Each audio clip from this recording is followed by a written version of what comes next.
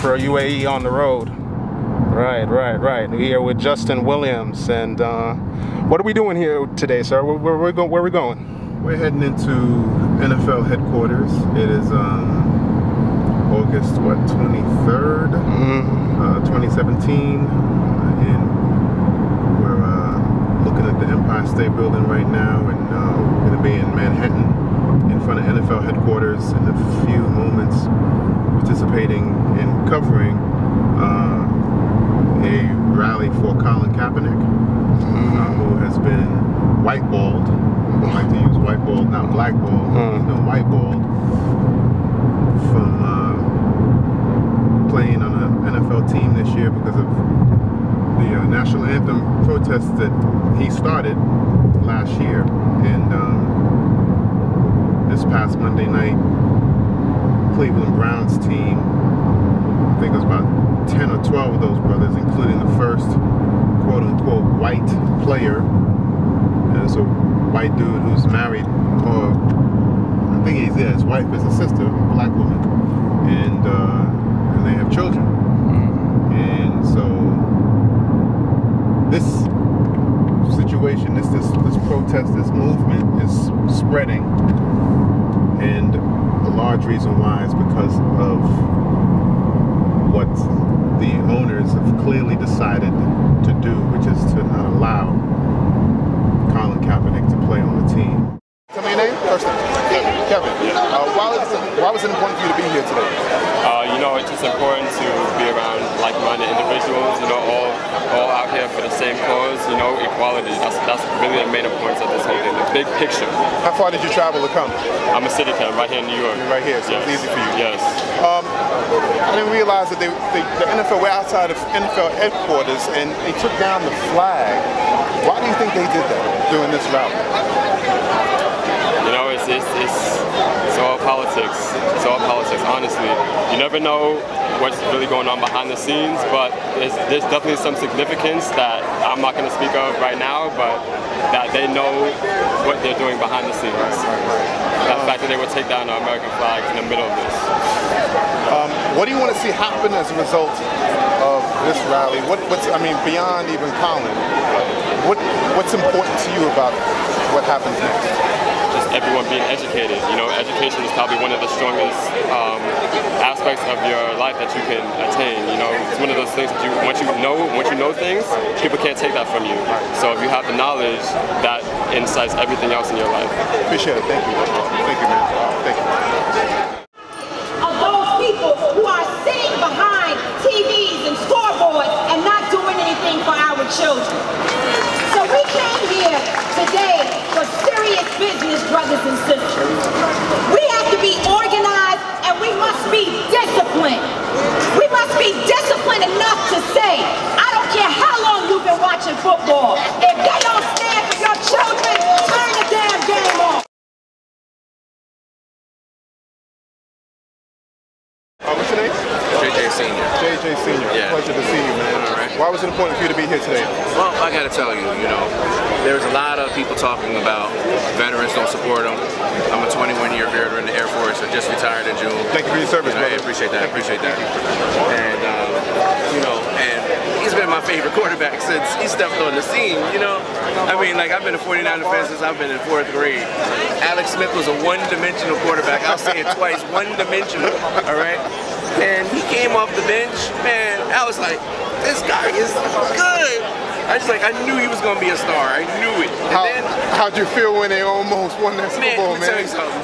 In between that year, I found out he was a frat brother of mine. Okay. I'm like, he's frat too? I'm like, his swag is sick. Right. But I'm telling you, when he decided he was going to start taking a knee, at first I was like, is he going with that, you know? And when he came to the press conference talking about, well, you know, this is about, you know, Black lives really matter and things like that. And I was like, man, you know, he's got, you know, some fortitude about him. you know? So you're saying initially you weren't necessarily sure what was going on, but you eventually kind of got on board? Oh, at first I was like, you know, yeah, you don't do that to the flag. You know? Right. But then when I understood what it was all about, I was like, yeah, I gotta support this brother. Right. Not just because he's my frat brother, not just because he's a quarterback, but because it's the right thing. Right. Where do you live? Right Where do you live? I live in Jersey. So how long did it take you to get here? About a good hour and a half. Okay. Yeah. What do you want to see happen as a result of this rally, beyond even Colin himself? What do you want to see happen? You know what? I mean, I would like to see him get a job. All right, that's first off. You know, we here, you know, supporting him. I've already signed the petition. You know what I mean? We got to see him get a job. He's one of the best quarterbacks out there. In the right system, he'll take another team to the Super Bowl, without question. What about beyond? What about beyond him? But, I mean, as far as the social issues go, we got to bring, I mean, it's going to take more rallies. It's going to take pressure on our local, our congressmen, our senators. I mean, we're back in the 50s with the separate but equal, not equal. You know what I mean? I feel like we're about to start a Dred Scott case all over again. You know what I mean? Like, you see people are getting charged. You know, Eric Garner, I keep saying it over and over again. This man was murdered. Murdered.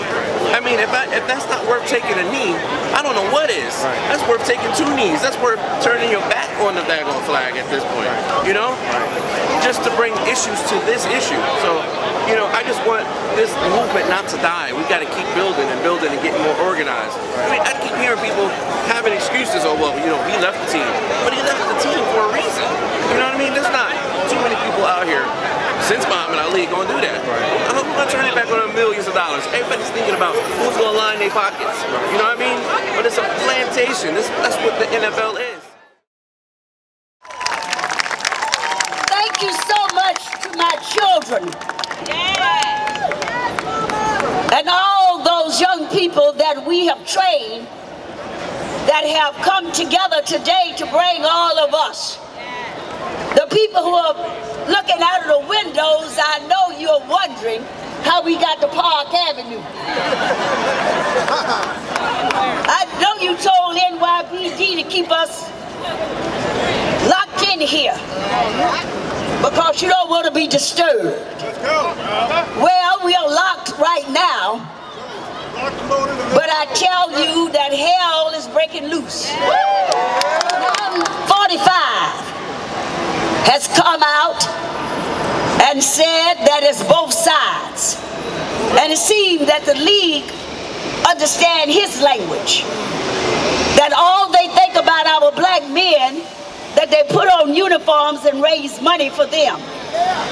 Well, the day is over.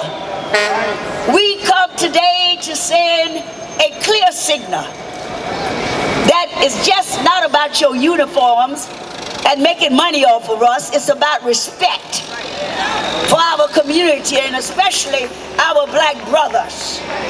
70% of your players are African Americans. And so if you think for 1 minute that we are going to take your nonsense, you got another thought coming. We will be here till hell freezes over and we skate across the ice. That not only for this young man who have the right, the freedom to not stand, if he feel that that's his commitment, his understanding, we are standing today for his rights. We've been doing this for 108 years. And so now it's our time. I heard Congressman Meek said, we don't want the America that 45 says great. We are talking about the America that is great because we made it great. And so, let me tell you, League, NFL, yes, we sent you a letter today.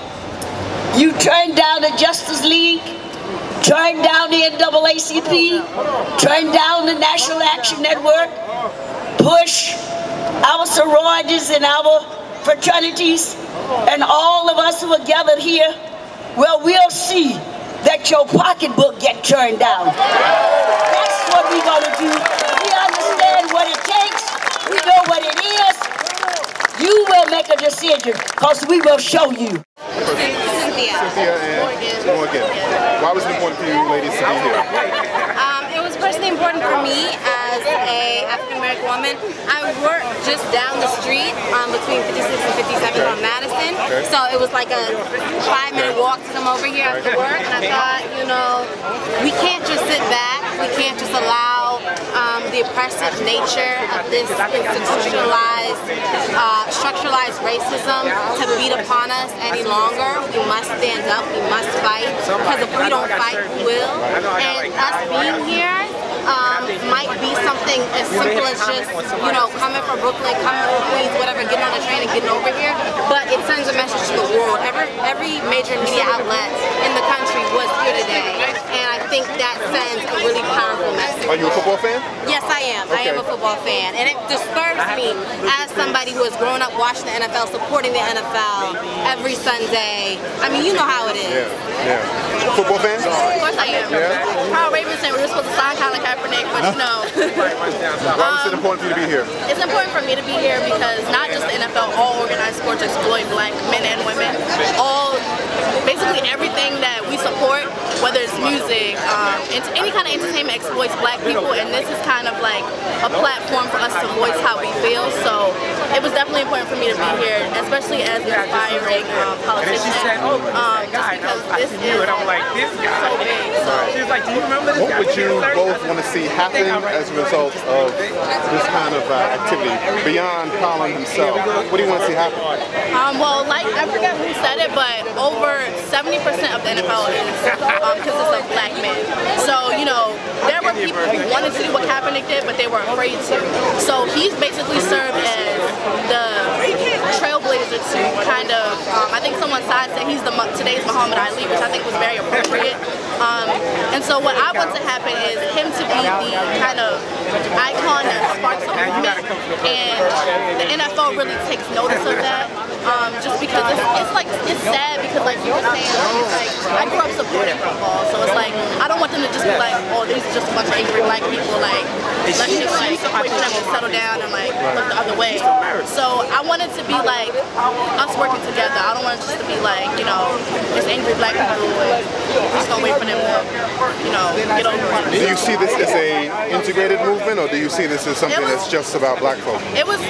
It's not just about black people, and I appreciate all people that weren't black here today, just because it's very easy to say like it's not my problem because I'm not black. That's the same way to say I'm not gay, so I'm not gonna worry about the LGBT rights.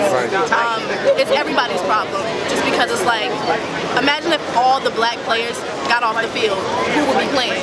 Imagine if there were no black coaches. I mean, it's not that many. But you know, it's at the end of the day, it may not seem like it affects you directly, but it's a tunnel. Yeah, it's a trickle down. Like, it may not affect you directly, but then slowly it begins to affect you. So it's like it may not be in your mind a black problem, but like I really do appreciate all the people that were black that were here today. Why do you think that the NFL took these flags down before this happened? Why do you think they did that? The American flag? Yeah, so I didn't notice, like I said, I was at work, so I didn't see the actual removing of the flags. I'm trying to make it seem like it's like anti-patriotic. Yeah. And I think it's funny to take the flags down because white supremacists are very like what's the word?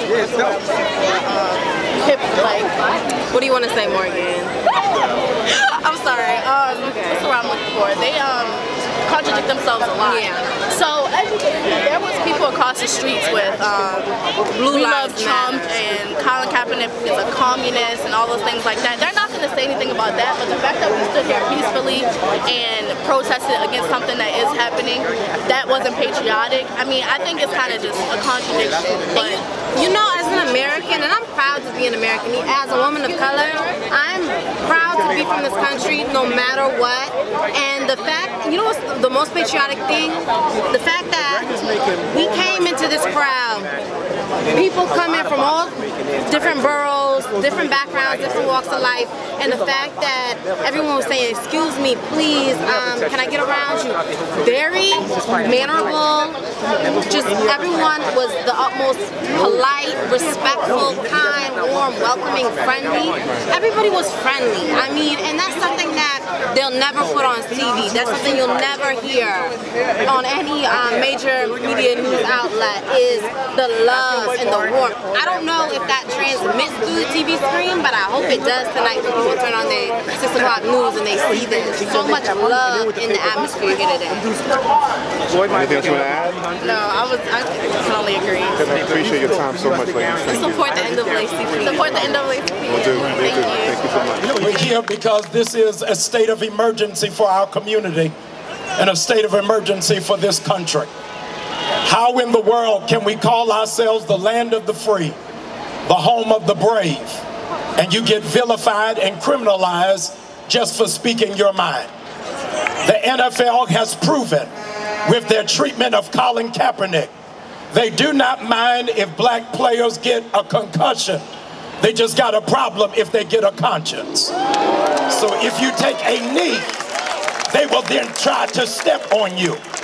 And woe unto all of these sellout Negroes who want the players to be politically correct. Michael Vick, it ain't about a dog, it's about being a man. It's not about his haircut, it's about his head being on straight. And so for all of the black boys in the inner cities who think that football is their only way out, we have to stand. The most dangerous and most feared thing in America is educated black men. And we are so proud to partner with the brothers of Kappa Alpha Psi Fraternity Incorporated because strong men still keep coming. This is not an emotional moment. This is, in fact, strategic organizing. If, in fact, at the end of last season, every owner of the NFL Association received $243 million of revenue just from advertisers, but they feel no responsibility to sow back into the black community. If 75% of all of the players are black, but 85% of the fans are Caucasian, then they are trying to turn the playing field into a cotton field. And it is not going to happen on our watch. So if you could give $110 million to Donald Trump, who is committed to dividing our nation, you need to give back into black and brown communities of 32 cities so that we can do community organizing, so that we can watch what's happening with aggressive and militarized police, and we can in fact begin in the pattern of the Black Panthers, begin to protect ourselves from police that refuse to protect and serve. In every city that there is an NFL team, we are expecting a financial investment back into community organizations and churches and those who are doing the grassroots work so that this is not an emotional moment. They pulled down the American flag to suggest what we are doing is not patriotic. But we are Americans.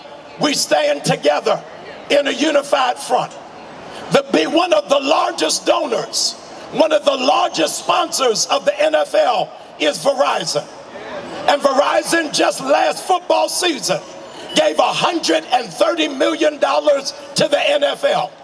In case you don't know, a lot of black and brown people are on Verizon. So we are asking Verizon to support us in this cause, in this effort for this three-point plan. I'm asking you, Verizon, before it gets tight, can you hear me now? Because America only moves on money.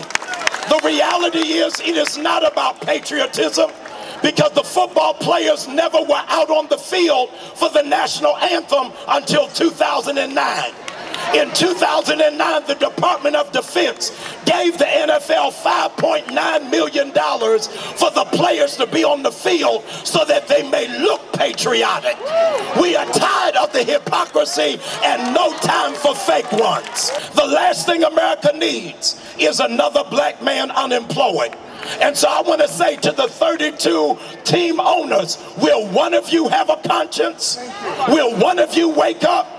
Will one of you realize you'll never win until you got a black man as a captain? America found that out under Barack Hussein Obama, the greatest president we've ever had. We're are giving the NFL, who declined our request to meet, until September 7th, which is the very first day of the NFL kickoff, that we demand a meeting and we are prepared to negotiate, but our self-respect is non-negotiable. So heading in to meet one of my college football teammates, Tyoka Jackson, played together at Penn State. I was there from 91 through 95. He was there. He left. He graduated after our Rose Bowl victory against, I believe it was University of Tennessee in 1990, or January of 1994. And he went on to have a 12-year NFL career, and we've always stayed in touch, but I haven't seen him, I don't think, or maybe I saw him once since he left Penn State. So I'm really excited to be in his presence again. He was always one of the brothers on the team that was embraced the younger brothers on the squad. The first thing I knew about Ty, it was that he was an extra in the movie Glory with Denzel Washington and Morgan Freeman. Because that was shot, some of the movie anyway, was shot near where he grew up in Maryland. And so that was one of the first things he told me. And I was like, damn, I'm here in college with cats who are stars, man. But you're a star too. Well, you know, you think about other people in relation. So you always, there are always people bigger than you. Like even, you know, everybody's perspective is different. Everybody's perspective is different. There are very few people who don't have anybody to look up to on the ladder. So, you know, you got, you know, Bill Gates, who ain't nobody got more money than him. So we're always looking up. So anyway, I don't a star or anything like that. But what do you think his perspective will be like? You know, as far as like, you know, because he was part of the Rams, and you know he was part of the hoopla when he participated in the Super Bowl 2001. You know, so do you have any like anticipation towards how he might feel? Well, I think the fact that he is employed by ESPN. He's an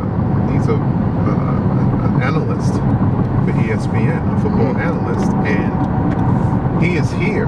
And I don't think he's here representing ESPN. He's here because he personally feels a responsibility to be here. And I look forward to hearing him discuss why it's so important for him to be here. Because, you know, as a franchise owner of IHOP and as a employee of ESPN, you know, a lot of people would certainly hesitate to do something like this, which is so political, fearing that it's going to, you know, hurt their economic bottom line. But one of the reasons why I've always respected Tyoka Jackson is precisely because he is here. Even when we were in college,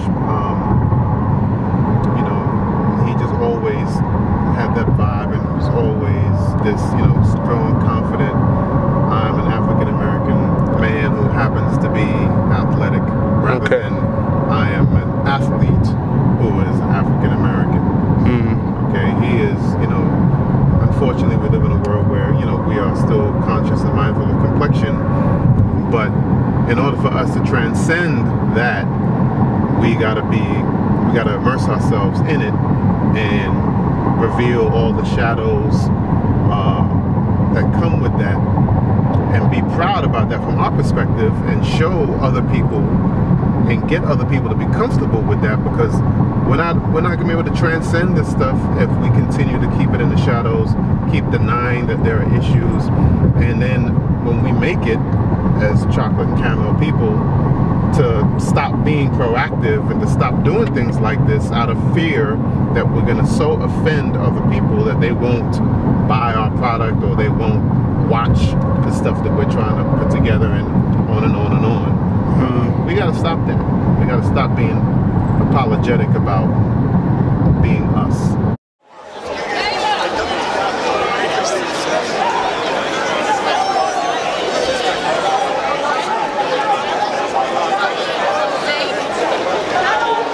I mean, mean, you see how on top of the building could be a lot worse, right? Because nobody can touch it.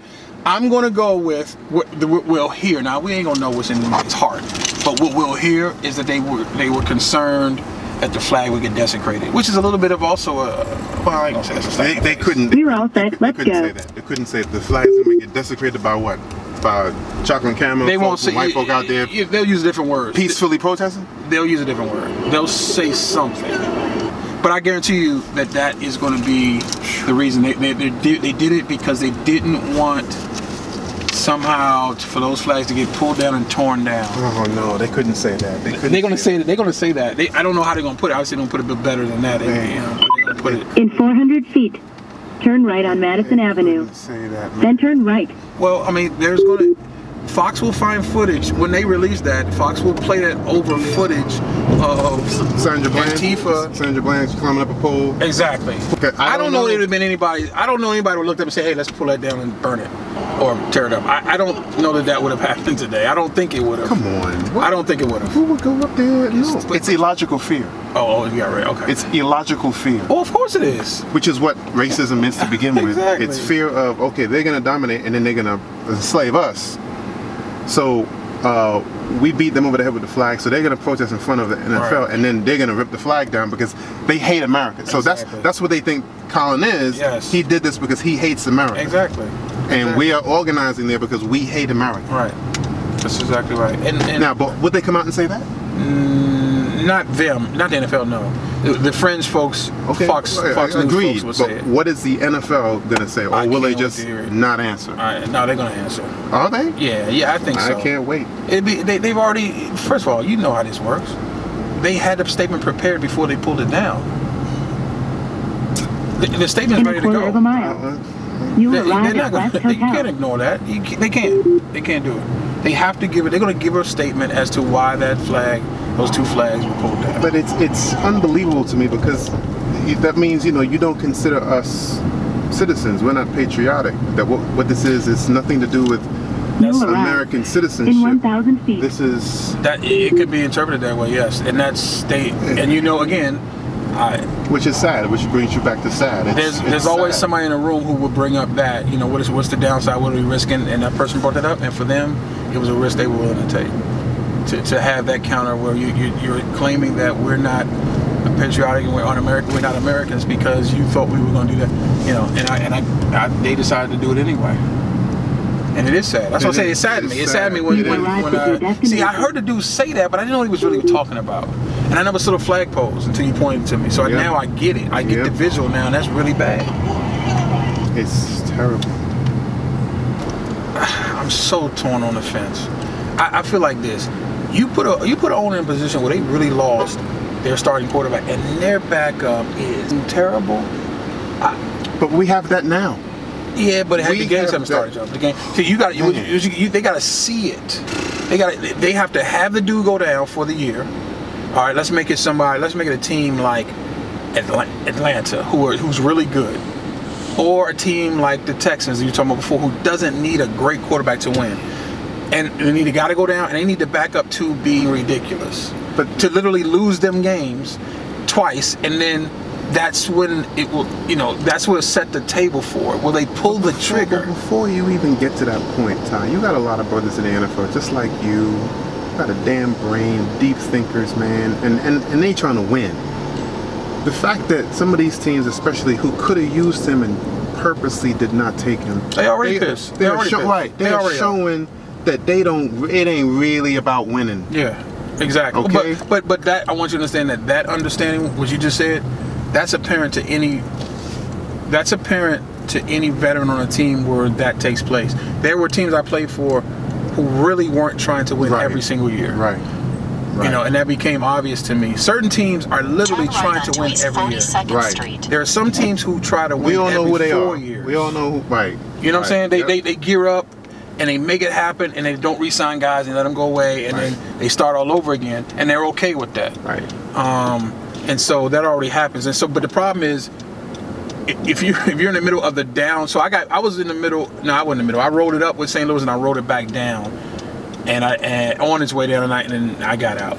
But St. Louis rolled it up, you know, when we went to the Super Bowl, they won and then they went back with me 2 years ago. And so we were at the top, and then we started to slow descent as they started to let free agents go. Right. And, you know, they were okay with that. They were still making money. The dome was filled every year.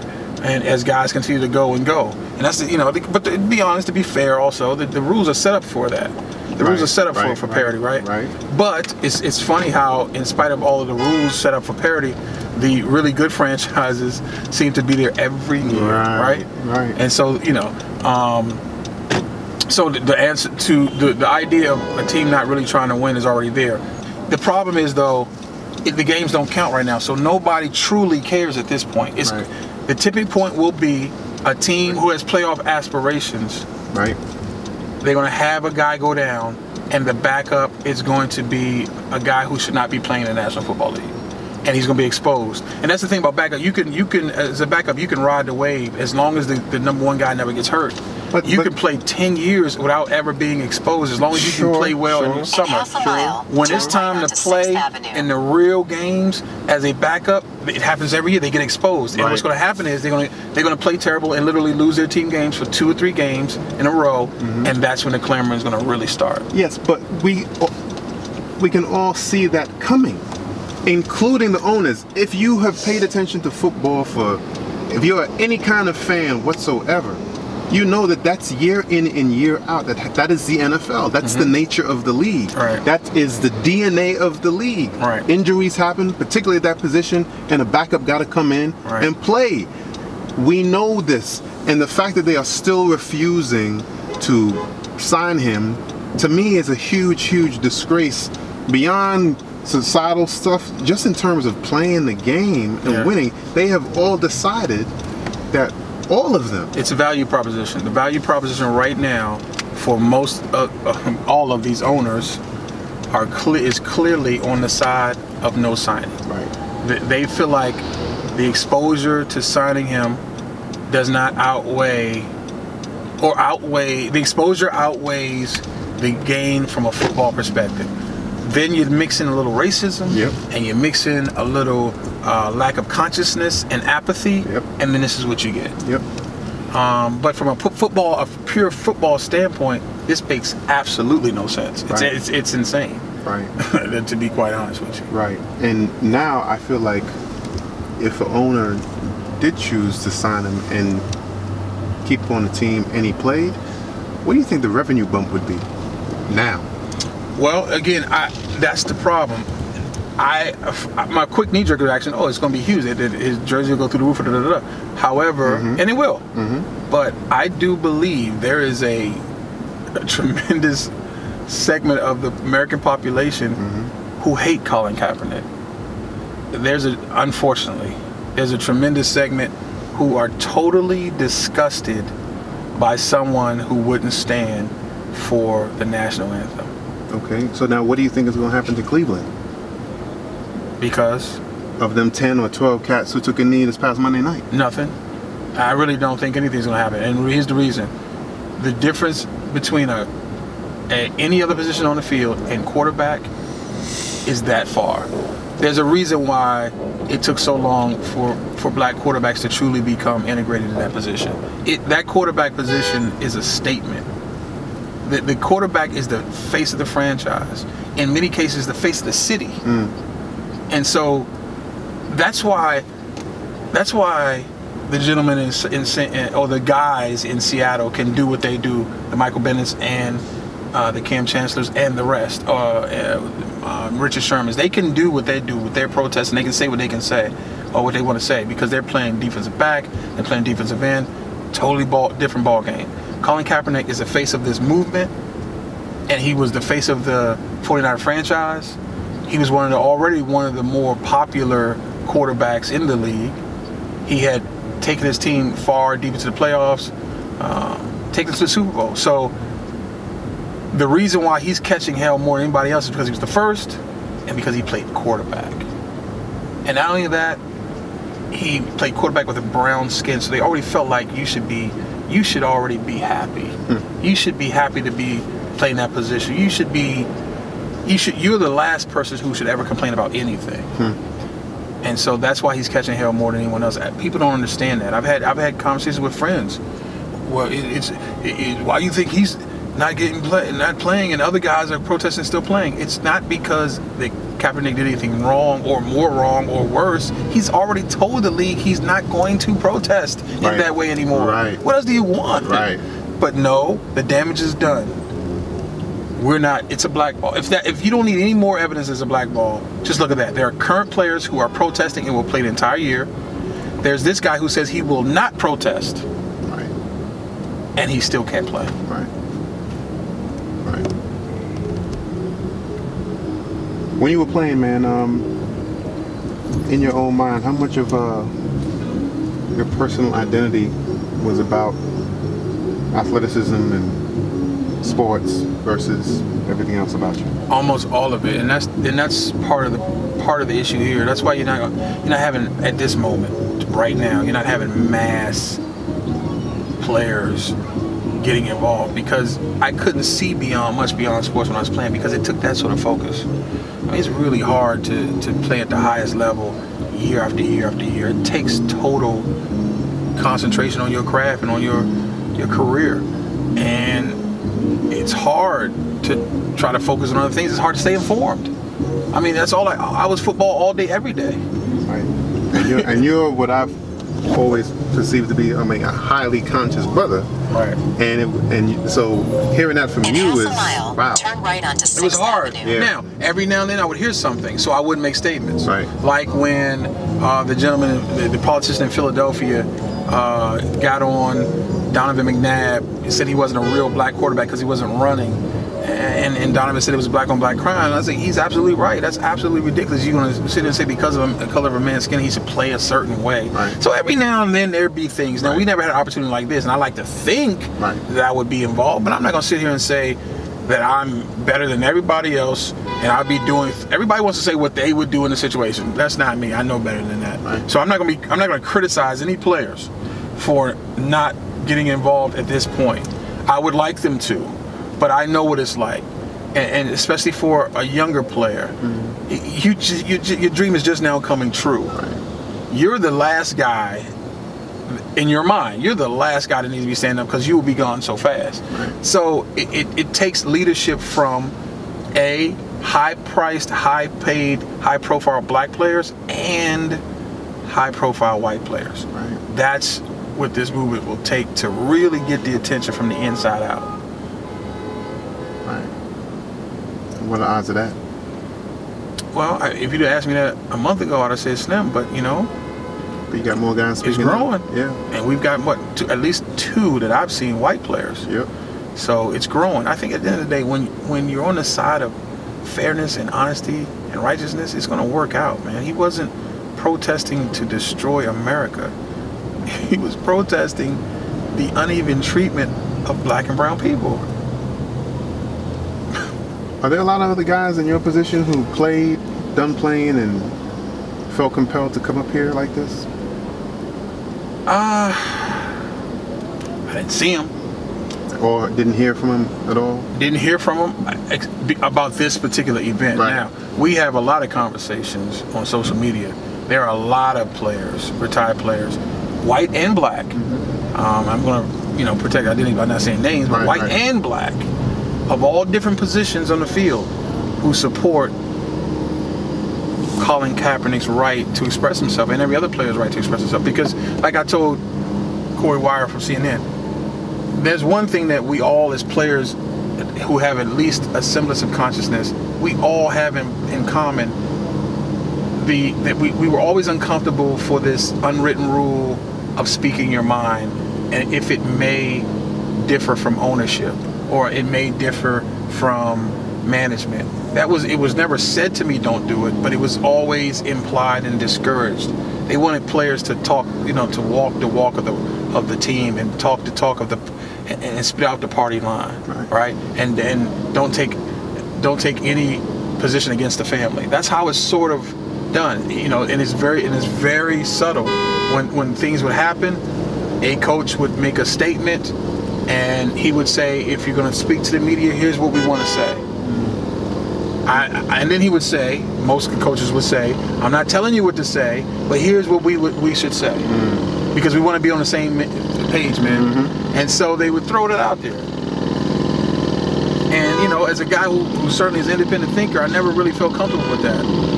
And so I think most players can feel that. They can feel that they don't want to have their feelings oppressed. Right. They want to be able to express themselves on whatever side of the aisle that is. Whether it's Tom Brady with the Make America Great Again hat in his locker and not having to deal with questions about it, or whether it's a guy taking a seat doing the national anthem. Right.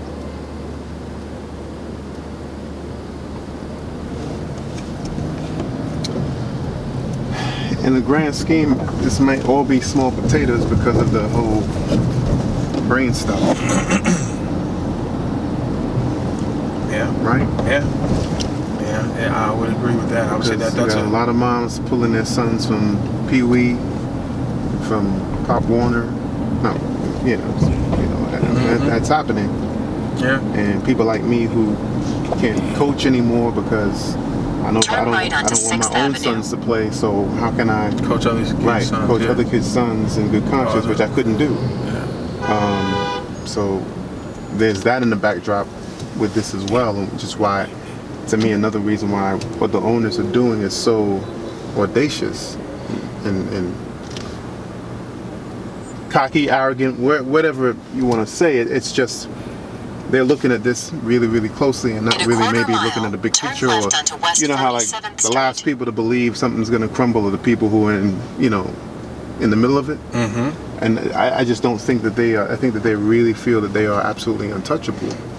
And in half a mile, turn left onto West 51st that Street. this could really put a major dent in the monster that is the NFL. You know, you tend to think the gravy train is never going to end. So, as big as they are, usually big multinational companies have big multinational problems. So, NFL has a couple problems that they're dealing with, and certainly you just highlighted, the biggest in 900 feet. That's Turn the biggest, left on West 47th Street. The biggest threat to our game is head injuries. Yeah, man, it's a beast. Now, I mean, do you have any concerns about that yourself? Yes, absolutely. My memory is not as good as it was 5 years ago, but it's not as bad as I read either. Right. So I mean, I'm not complaining. I just wish that the NFL would have gotten into the game quicker, meaning shared the information they knew and started to fund research quicker. We'd be further along. Who knows where we'd be? Right. By now, maybe we'd have something. I don't know. Right. But they certainly handled it the wrong way, just like they're handling this Colin Kaepernick situation the wrong way. They've handled a lot of things the wrong way. Does it matter what kind of helmets they put on guys to make the game? Can you make the game safe enough for us to play it in perpetuity without worrying about the players and their long-term safety? Without concussion? Yeah. Not the game that we know today. They could play a game that I have yet to see, right? Or play it with a uniform I have yet to see. Right. If we decided to take off the helmets, we could play it a lot like rugby.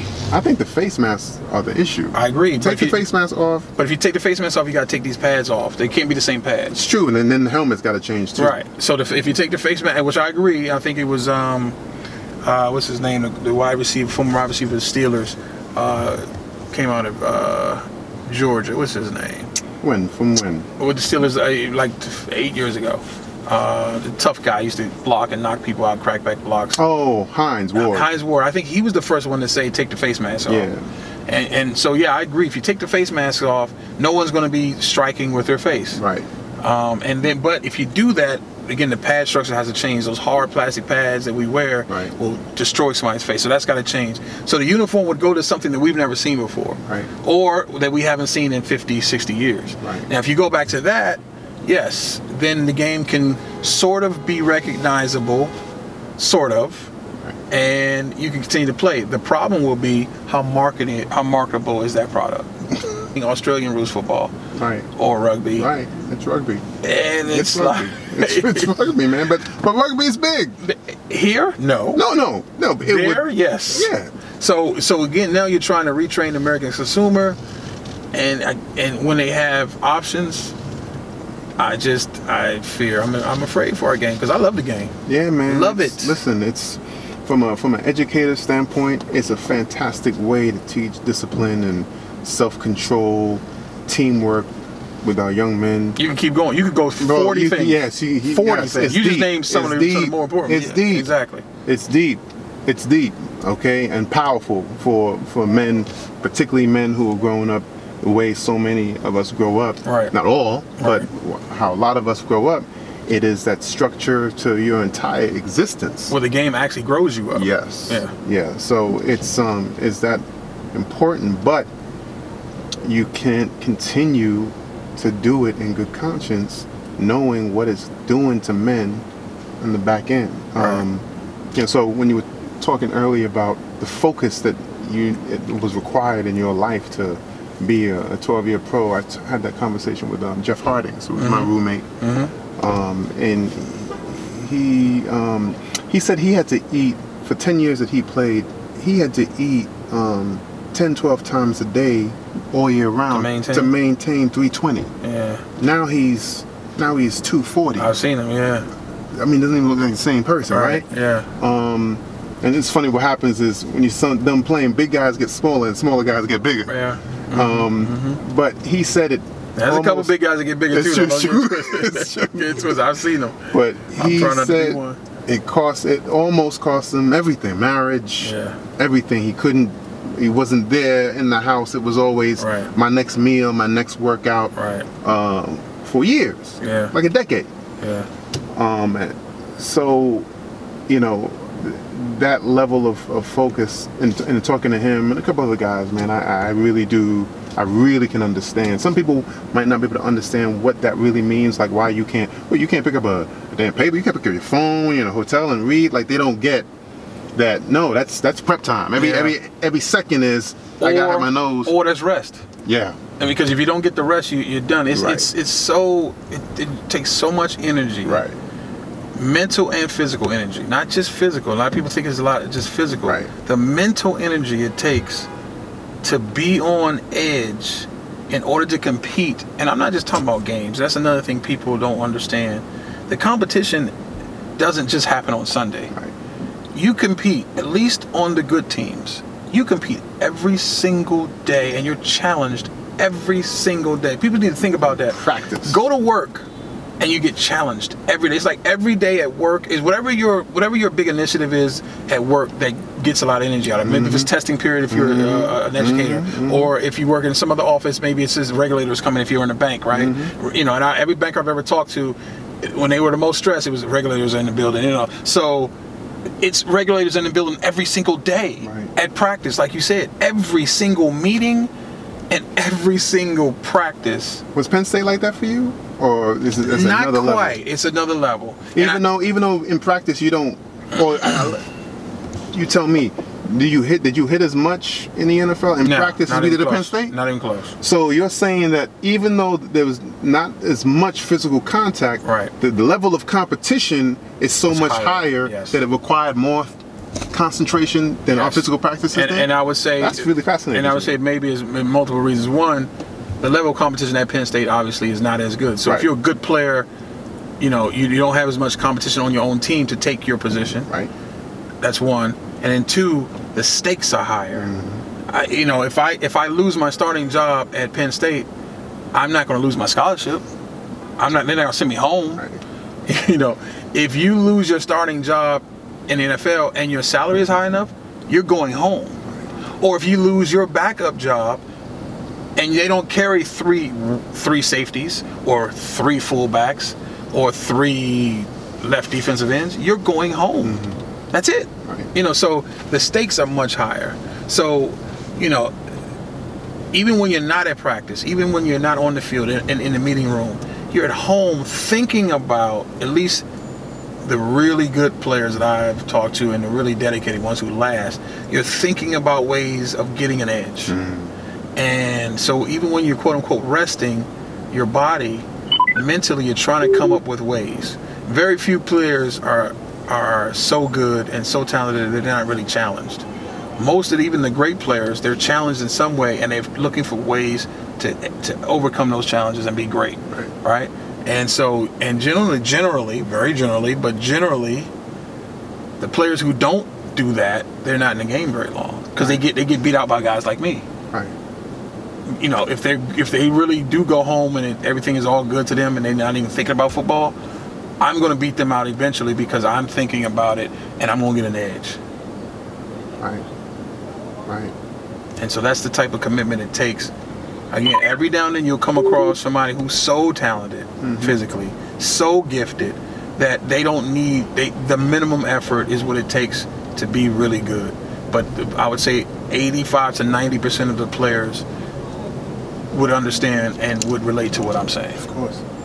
So I'm wondering, how do the ones who are great but don't have that stability in their household, how do they do it? Yeah, that's when it really gets bad. That's what it gets, yeah. You know what I mean? Like, so like, what kind of woman did you know you needed to have in order to be a pro the way you were? I think it takes, first of all, I don't think it's one answer to that. For me, right, it was going to take a woman who was forgiving and understanding. You know, forgiving that I wouldn't always have the energy to have the conversations, the mundane, everyday conversations that every couple have and need to have.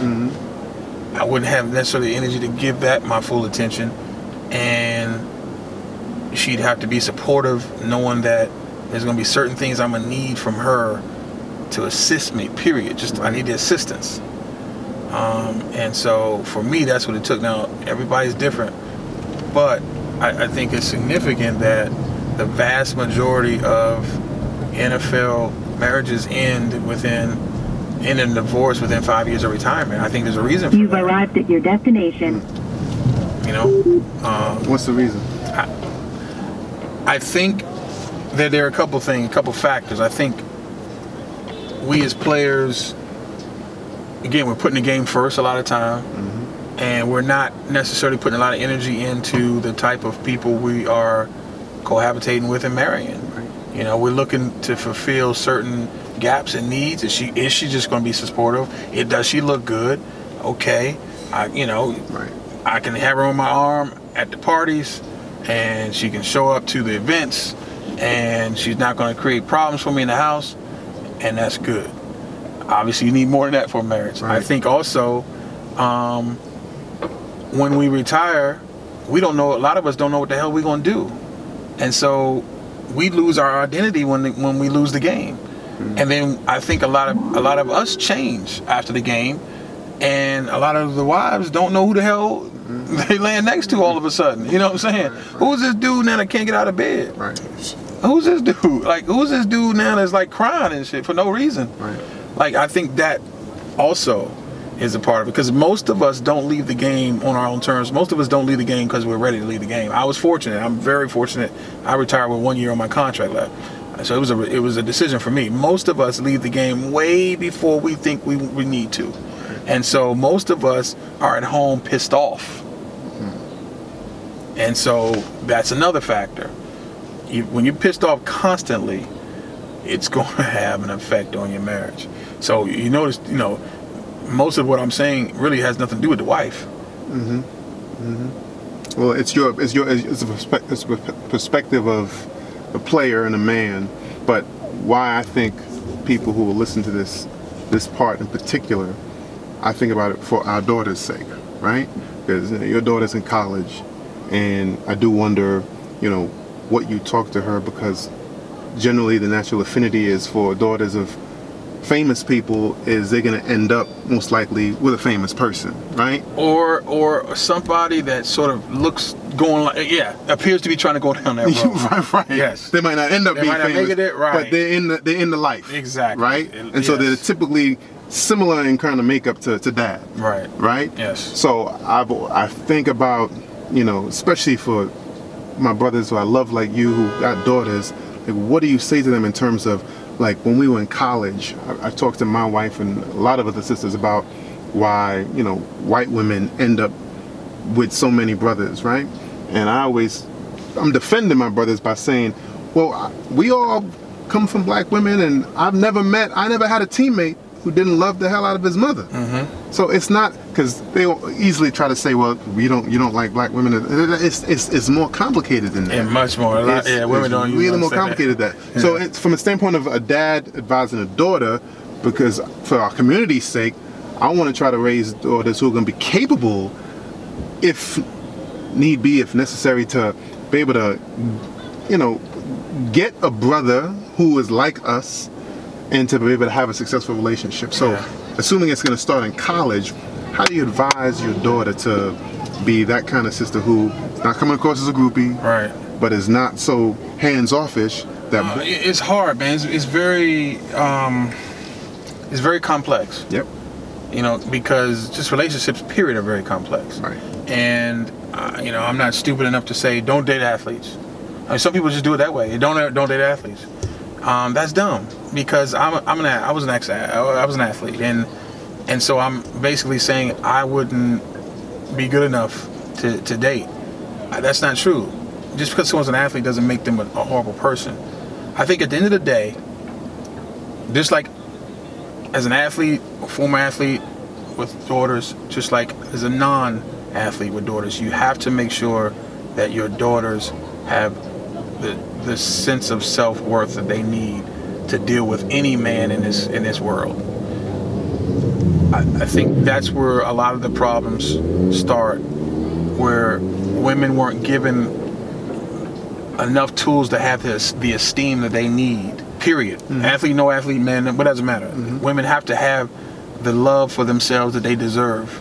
They have to be able to see themselves as the worthy people and as the strong and beautiful inside people that they are. So that's where it starts. And then second, I tell the truth of some of the things that used to happen. You know, I give them the real. You know, this is how I viewed things when I was that age. Right. I saw it just like this. Right.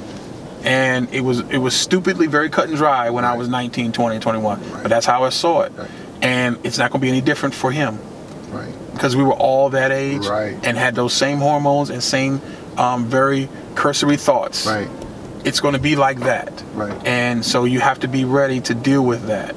What's going to come out of his mouth is not going to match what he's thinking. That's how little boys are. Right.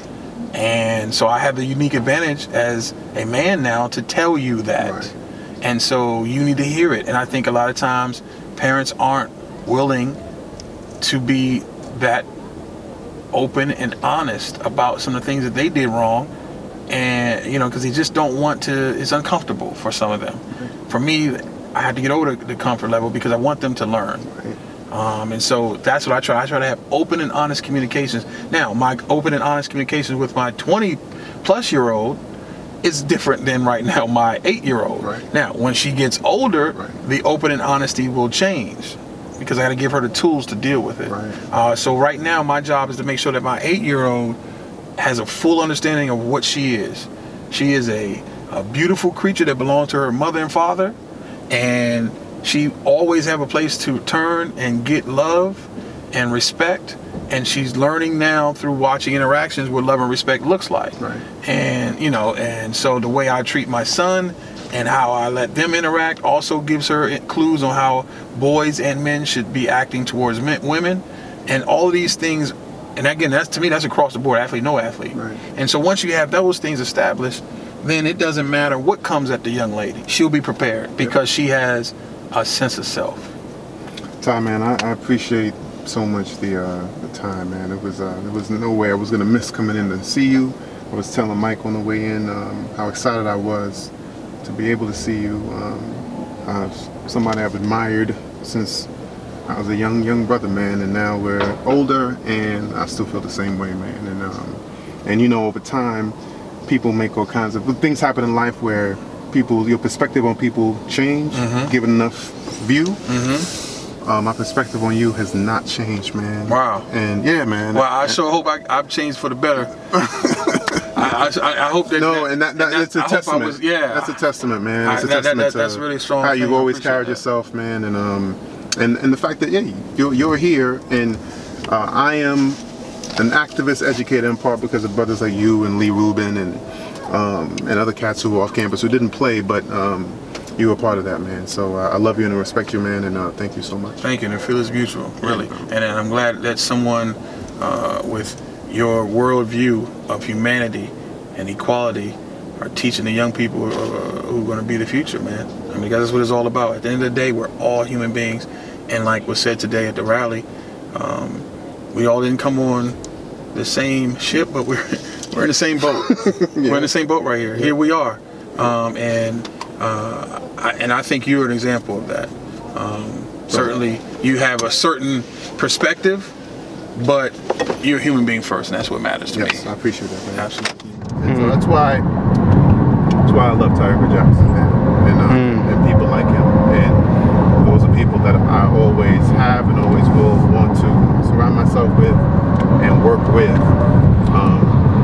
because that ultimately is going to take us to the future that I think most people want, a world where every man, woman, and child is living a decent existence and is seen by each other for who we are, and we can be ourselves. And that's a world that we're trying to usher in here and cover with the AFRO UAE